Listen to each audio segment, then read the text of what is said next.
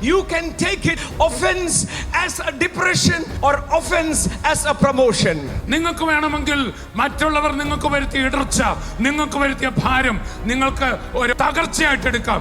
അതല്ലെങ്കിൽ അതേ കാര്യം നിങ്ങളുടെ ഉയർച്ചയ്ക്കുള്ള അടുത്ത സ്റ്റെപ്പായിട്ട് എടുക്കാം. Jesus has already said offenses will come, but through faith you will overcome it.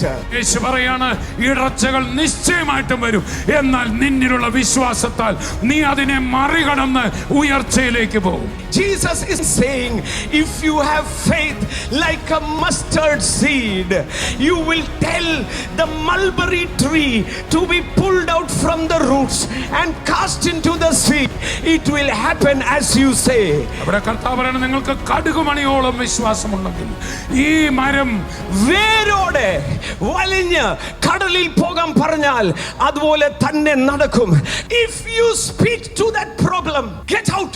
It will happen like that. നീ ആ പ്രശ്നത്തോട്, നിന്റെ അകത്ത് തന്നെ കടന്നുകൂടിയ കയ്പിന്റെ കാട്ടാള വൃക്ഷത്തോട് വേരോടെ പറഞ്ഞു പോകാൻ നീ തന്നെ പറഞ്ഞാൽ നിന്റെ അകത്ത് നിന്ന് ഓടിപ്പോകും.